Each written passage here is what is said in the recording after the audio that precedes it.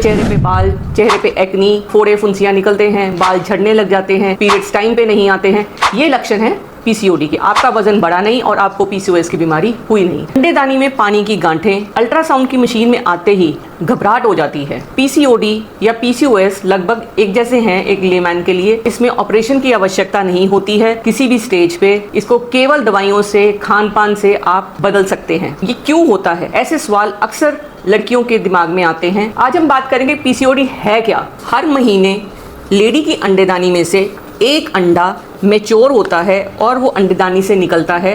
वो अंडा जब रिलीज हो जाता है उसको ओव्यूलेशन बोलते हैं। यदि आपके हार्मोन्स में अप डाउन की प्रॉब्लम है या अंडेदानी में कितने ही सारे अंडे इकट्ठे बढ़ने शुरू हो जाते हैं तो वो अंडा बन के अंडेदानी से नहीं निकलता, वहीं पे इकट्ठे शुरू हो जाते हैं, तो उस कंडीशन को बोलते हैं पॉलीसिस्टिक ओवरी डिजीज़। और कुछ डिजीज़ जब ज़्यादा बढ़ जाती है तो उसको कुछ सिम्टम्स के साथ बोलते हैं सिंड्रोम। ये जो अंडेदानी में छोटी छोटी पानी की गांठें हैं, ये आप बिना ऑपरेशन के बड़े ही आराम से ठीक कर सकते हैं। और इसके कारण जब अंडा नहीं रिलीज़ होता तो लेडीज़ में आदमियों वाले हार्मोन्स बढ़ जाते हैं, E2 का लेवल बढ़ जाता है, थायराइड का लेवल, प्रोलैक्टिन का लेवल, सारे हार्मोन इम्बैलेंस जब होता है तो पॉलीसिस्टिक ओवरी डिजीज़ हो जाती है। जब डिजीज़ आगे बढ़ जाती है तो उसको सिंड्रोम बोलते हैं। अब हम बात करेंगे कि पीसीओडी के कारण क्या हैं। पीसीओडी का जो सबसे कॉमन कारण है वो है इंसुलिन रेजिस्टेंस। बॉडी में जो इंसुलिन का हार्मोन है जिसकी कमी से डायबिटीज़ होती है। और होता ये है कि इंसुलिन का लेवल तो है लेकिन वो काम नहीं कर रहा क्योंकि बॉडी में कुछ ऐसे तत्व बन गए हैं जिनकी वजह से आप इंसुलिन उन पर असर नहीं कर पा रही, तो उसे हार्मोन इम्बैलेंस होने की वजह से एस्ट्रोजन का लेवल और एंड्रोजन्स का लेवल बढ़ जाता है, जिससे मिलती जुलती बीमारियां और एंडोमेट्रोसिस, एडिनोमायोसिस, फाइब्रॉइड यूट्रस, ये सब भी होती हैं। सो पीसीओडी केवल अंडेदानी की प्रॉब्लम नहीं है, वो यूट्रस की भी प्रॉब्लम बन जाती है और आगे चलकर लॉन्ग रन में इसकी वजह से कैंसर, हार्ट डिजीज़, हाइपरटेंशन, ये बीमारियां भी हो जाती हैं। पीसीओडी उन लड़कियों को ज़्यादा होती है या उन स्त्रियों को ज़्यादा होती है जिनका जो लाइफस्टाइल है वो बिल्कुल ख़राब है।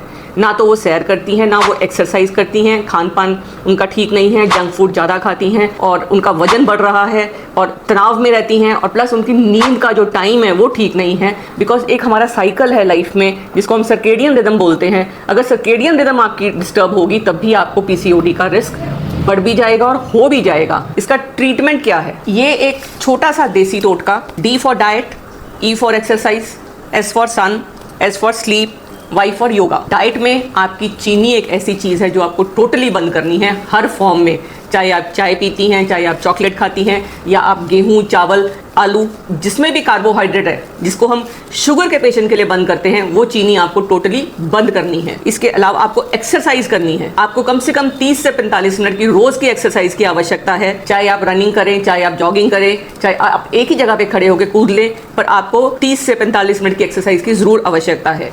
सन, आधे घंटे से लेके 2 घंटे तक आपको अपनी बॉडी 30% एक्सपोज चाहिए ताकि जो आपकी स्किन है वो विटामिन डी बना ले। विटामिन डी की डेफिशिएंसी होगी तो आपको 110% बहुत सारी बीमारियां हो जाएंगी पीसीओडी के अलावा भी। स्लीप, आपको 7 से 8 घंटे की नींद अवश्य चाहिए। जब आपकी बॉडी में जो मेलाटोनिन का लेवल है वो बनता है और उसकी डेफिशिएंसी की वजह से भी हार्मोन्स अप डाउन होते हैं, तो ये बहुत ज़रूरी है कि आपको स्लीप आपकी नॉर्मल हो। फिर आएगा योगा। योगा एक लाइफस्टाइल ब्रीदिंग एक्सरसाइजेज हैं। इसकी वजह से बहुत सारे जो तनाव के हार्मोन्स हैं वो कम हो जाते हैं। प्राणायाम करते हैं, ओम विलोम करते हैं, प्लस आप भस्त्रिका प्राणायाम करते हैं और कपालभाति प्राणायाम करते हैं, तो आपका पीसीओडी 3 महीने में कंट्रोल हो सकता है। अब मैं बात करूंगी उस एक चीज़ की जो आपको छोड़नी है और एक चीज़ वो जो आपको शुरू करनी है। आपको बंद करनी है चीनी हर प्रकार की, मीठा या कार्बोहाइड्रेट हर प्रकार का आपको बंद करना है। शुरू करना है आपको सलाद, 500 ग्राम से लेकर 750 ग्राम सलाद दोपहर के खाने में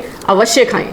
और अगर आपको रोटी खानी है तो आप भुने चने लें, उनको पीस लें और उनको घोल कर पानी में पी लें, नहीं तो उसकी रोटी बनाकर आप खाएं। और अगर आप गेहूं, चावल और इन सब की रोटी छोड़ देंगी तो आपका वज़न 110% कम होगा ही होगा। प्लस एक चाय है जो आपको सिर्फ ब्लैक पीनी है, ना उसमें दूध है ना उसमें चीनी है, सिर्फ 1 चुटकी पत्ती है, तो आपका वजन काफ़ी कम हो जाएगा।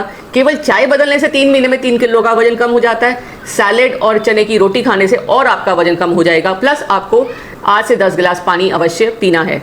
इसके अलावा अगर आपको पेट में दर्द, कमर में दर्द, नीचे खारिश या कोई और प्रॉब्लम साथ में है तो उसका इलाज साथ के साथ कराएं। पीसीओडी की वजह से इन्फेक्शन बड़ी जल्दी हो जाती है, बिकॉज शुगर के लेवल्स बहुत बढ़ते हैं, आगे चल के आपको डायबिटीज़ का रिस्क भी रहता है।